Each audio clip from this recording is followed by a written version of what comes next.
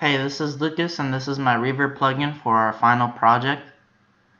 It's of course based on the semi-spin reverb, and it doesn't have a lot of controls.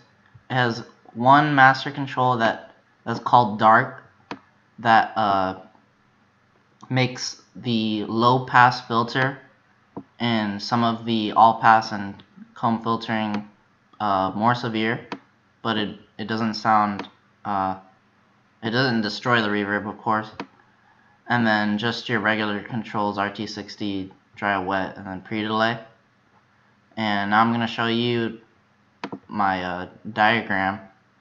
It looks similar to the spin semi-reverb, except I wasn't able to get the reverb to sound good without adding a comb filtering stage before your input signal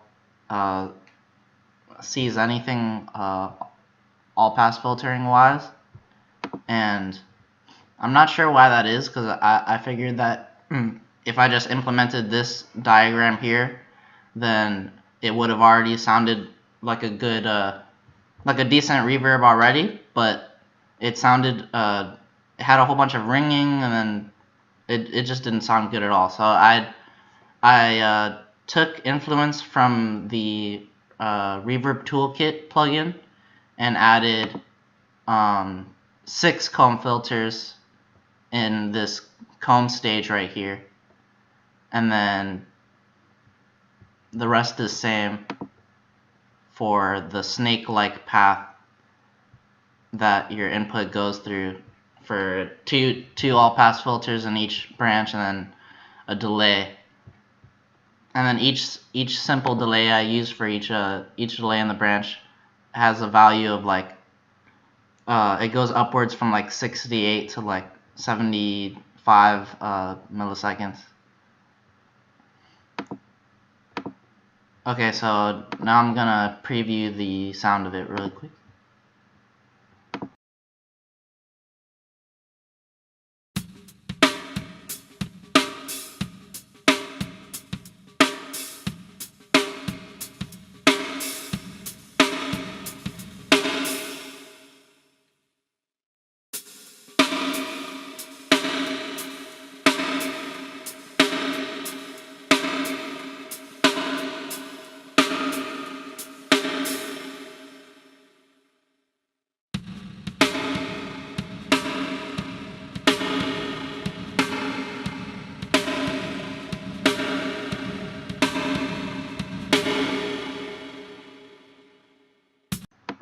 So I noticed that while throwing numbers around to get this sound like a reverb, that it was really like a balance in between getting having like this really high frequency ringing being a problem in the reverb, or having it having a problem where you kind of like hear each individual delayed sample.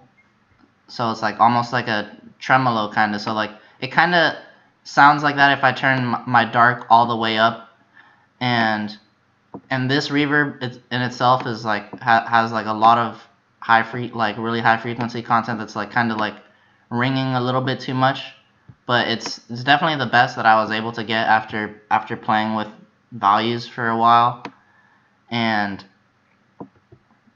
yeah, I'm gonna demonstrate it one more time, and then I'm also gonna show the impulse response.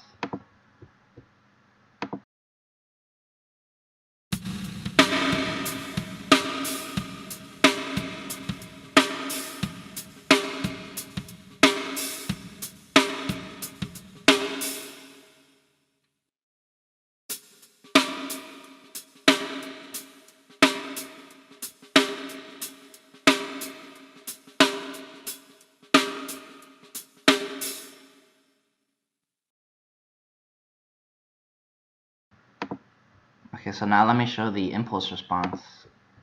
Um,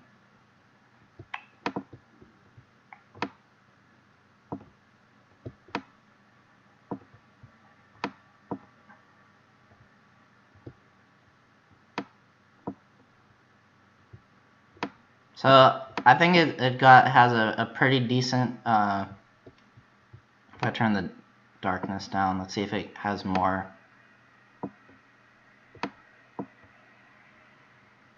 Okay, so there's actually seemingly less bundles of echoes with the darkness turned down.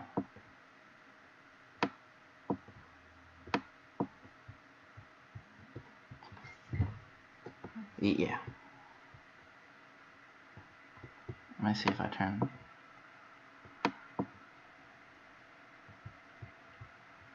Okay. So now I think I'm going to show show the Reverb plugin at extreme values, like with RT60 way up and the wet really loud and such. Okay.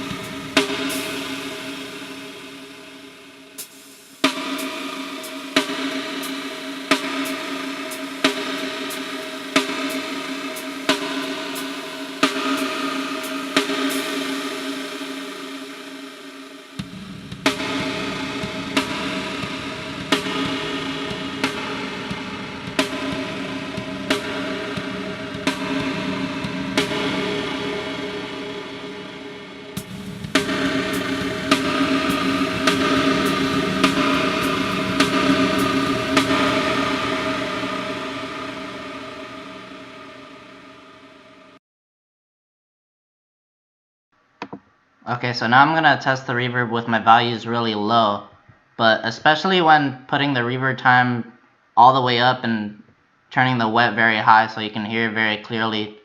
It's pretty clear like what the sounds of the imperfections of the reverb are like. Well, like I was talking about how there's like kind of like some nasty high frequency content that exposes itself the louder it is. And if I turn my darkness all the way up, then it kind of gets like that, like shaky, just hearing like each individual delayed sample, and it's like it's just basically a metallic sounding high frequency noise that is hard to to work around when making the reverb.